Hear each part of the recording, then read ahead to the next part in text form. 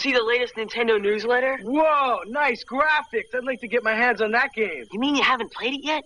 We can play it on my Nintendo Entertainment System. It's The Legend of Zelda, and it's really rad. Those creatures from Ganon are pretty bad. Octoroks, Tektites, Levers, too. But with your help, our hero pulls through. Yeah, go Link, yeah, get Zelda. The idea is simple. The execution is flawless. The scale of the adventure is larger than anyone had ever thought possible. 8 artifacts spread across 8 hidden dungeons. The stakes are the fate of the entire world, and our hero is an unlikely one. A boy with no special powers, no special weapons. All he had to start with was a small shield and an ounce of courage. It's the first. It's the best. And it changed where we thought we could take video games. And this is why we love The Legend of Zelda. Did you ever wander around in a forest as a child? Or maybe even just around your neighborhood? Grew up in a city? I bet there was that one alley you dared to look down but never crossed the threshold. As a child, every unknown seemed like it could uncover some sort of great adventure. What's in that cave? What's around the next corner? We would bravely, and sometimes naively, venture into those unknowns.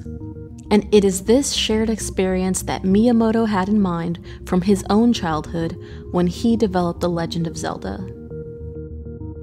From a brief prologue before the game starts, the player is aware of the stakes. The fate of the Kingdom of Hyrule. An evil sorcerer named Ganon has taken the Triforce of Power, an ancient artifact that, when combined with the Triforce of Wisdom, will grant him infinite power. In an attempt to thwart his evil plan, Princess Zelda breaks the Triforce of Wisdom into 8 pieces that she then places in 8 separate hidden dungeons across the land of Hyrule before she gets captured by Ganon. Link, our young hero, is tasked with, as unlikely as it seems, gathering the 8 pieces of the Triforce of Wisdom and becoming powerful enough to defeat the evil Ganon and save the kingdom. The prologue sets the scale of this adventure, but it is truly the gameplay that gives The Legend of Zelda its massive scope. For an NES game, The Legend of Zelda is huge. It's a large, sweeping open world with mysteries around every single corner. The very first screen the player faces presents a mystery: a cave. Miyamoto knew that the curiosity of the player would get the better of them, and that they would naturally gravitate towards that cave opening. And that curiosity is immediately rewarded with a cryptic message and a sword to protect you on your travels. It's dangerous to go alone. Take this. That now iconic phrase was the first indication to a player who possibly skipped the prologue that these forests are not friendly. There is danger here, and while you are truly alone throughout this journey, you will always have your trusty sword. That is, if you went into the cave. If you decided against every human instinct to skip the cave, you could very well start your adventure without any sort of weapon. And that is one of the most incredible things about The Legend of Zelda: choice. There are 8 dungeons hidden throughout the game world, but the order in which you decide to tackle those dungeons is entirely up to you.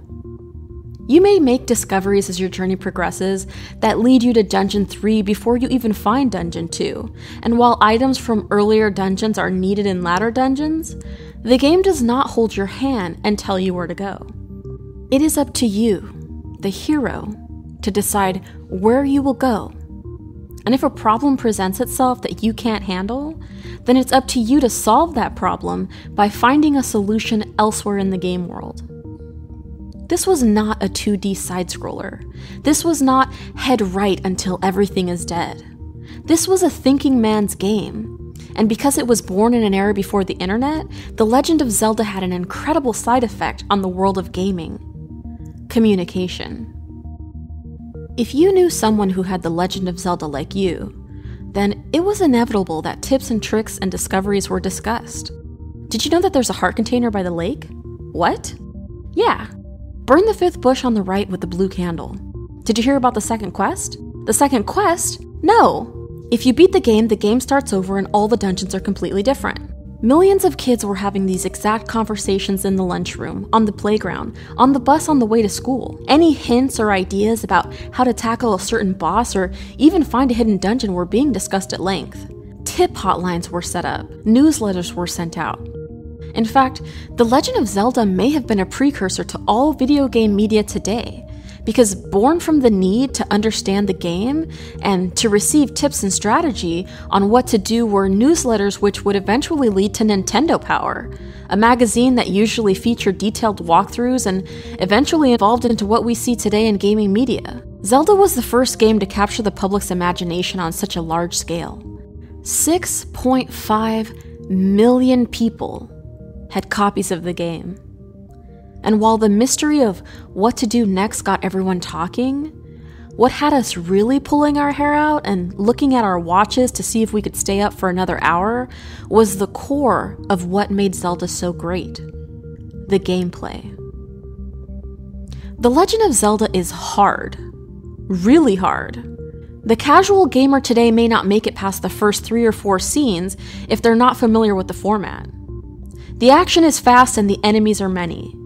You have to be on your toes at all times, and that's just in the overworld.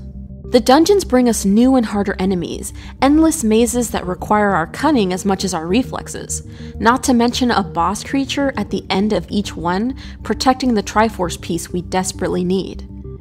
If this is your first time playing The Legend of Zelda, you are going to die. You are going to die a lot. If this is your 100th time playing The Legend of Zelda, you are going to die a lot. And this is where The Legend of Zelda innovates yet again, because Miyamoto knew that players were going to die over and over. Not to mention, the scale of this adventure was so vast, most kids couldn't possibly beat it on just one playthrough. So, there were save points. Yes, games today autosave every time the player opens their inventory or walks 3 steps. But in the NES days, the idea of a save was completely foreign. And while it had to be done manually and in the strangest fashion possible, it allowed players to keep their progress, but more importantly, it allowed for a massive game experience that was unlike the arcade style of most games in the era. This was something grander. This was something that would propel gaming forward as a medium, and thousands of games since then have taken the innovations that Zelda implemented and applied them, built upon them, made them better. Zelda may be the reason we have Skyrim. It may be the reason we have GTA 5. Nothing like Zelda had ever been experienced previous to it, and it captured the hearts and minds of many would-be game developers. Everyone wanted to make another Legend of Zelda, including Nintendo.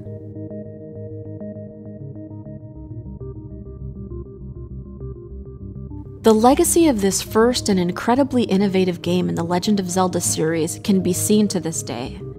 The Legend of Zelda franchise is still one of the most beloved series in all of gaming. And with a new release on the Wii U coming in the near future, it appears that Zelda shows no signs of stopping. Every single game in this series, a series that spans nearly 30 years in the gaming industry, draws from this single NES game and features ideas from this game still. Every Zelda game is about exploration. Every Zelda game has the unlikeliest of heroes in a boy named Link. The Kingdom of Hyrule, throughout the different realities and the timelines of the franchise, is always in need of rescue. The boomerang, the bombs, the shield, the Master Sword. No matter what system or what era you play in, Zelda is Zelda. And it is precisely that keeps us coming back time and time again. Because The Legend of Zelda isn't just fun to play. This series reminds us of us. I was a child when The Legend of Zelda was released, and I grew up with the series. Playing a new Zelda brings me back to all those past Zeldas that meant different things to me at different times in my life. The story is timeless, and it feels like seeing an old friend every single time I get to experience a new iteration of the game. It captured the wonder of being a child, and no other game did that, which is why it holds such a special place in our hearts. It's why grown men cried when they saw the reveal of Twilight Princess. It's why we continue to play the series after nearly 3 decades. It brings us back to a time in our lives where we weren't sure what was around every corner. But we were brave enough and naive enough to wander and find it out. Zelda reminds us of what we were before we learned about the world. It's why we go back time and time again. And that's why we love The Legend of Zelda. Awesome. Intense. The Nintendo Entertainment System. Your parents help you hook it up. The Legend of Zelda sold separate. This is artwork. This is fast. This is slow. This is up high. This is down low. This is frustration and madness. This is shenanigans. This is story and adventure and comedic relief and violence and disgust and controversy. Sit back, relax, and enjoy the ride. This is why we love GTA 5.